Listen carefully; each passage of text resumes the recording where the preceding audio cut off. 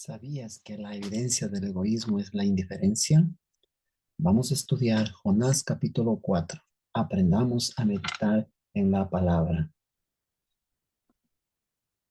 El capítulo 4 de Jonás muestra un notable contraste entre la impaciencia del corazón humano y la generosidad de Dios.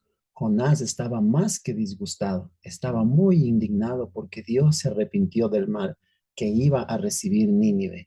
En vez de regocijarse porque la gracia de Dios había perdonado a los arrepentidos ninivitas, permitió que su orgullo egoísta y pecaminoso resistiera ese hecho. Creyó que al no cumplirse lo que había predicho, sería considerado como un falso profeta. Para él, su reputación valía más que todos los habitantes de la capital asiria. La misericordia de Dios con los ninivitas enfureció a Jonás. La misericordia divina le había protegido la vida cuando él fue desobediente, pero se puso celoso cuando Dios extendió esa misma misericordia a otros.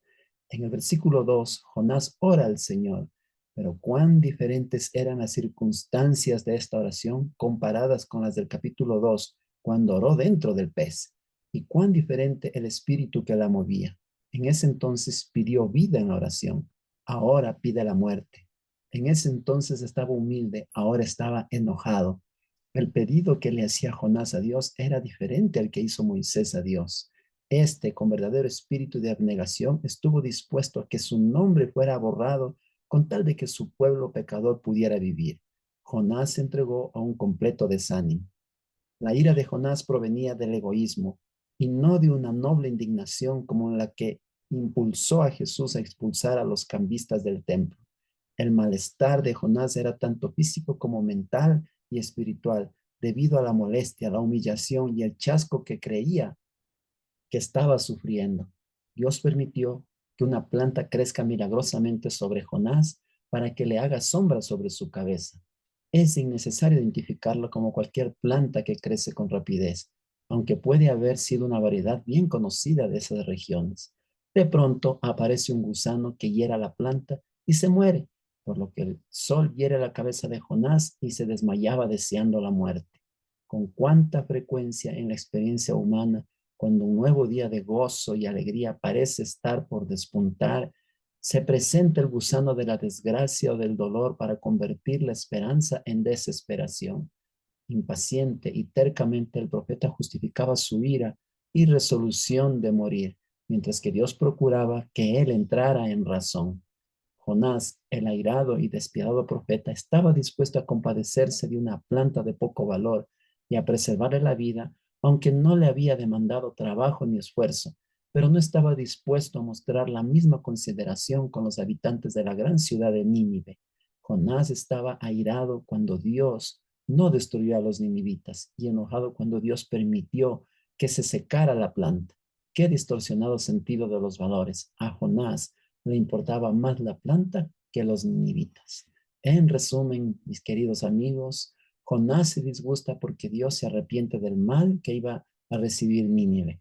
Para él, su reputación valía más que todos los habitantes. La misericordia de Dios para con los ninivitas era la misma misericordia que recibió Jonás cuando él fue desobediente. Cuando Jonás estaba dentro del pez, oró pidiendo la vida, ahora pide la muerte. Mientras Moisés intercedía por el pueblo, Jonás entregó un completo desánimo. La ira de Jonás provenía del egoísmo. Él creía que estaba sufriendo debido a la molestia, la humillación y el chasco que pensaba que estaba sufriendo. Dios es una planta que creció milagrosamente y que hacía sombra a Jonás para que entrara en razón, pero estaba dispuesto a compadecerse de una planta de poco valor y a preservar la vida, pero no estaba dispuesto a mostrar la misma consideración con los habitantes de Nínive.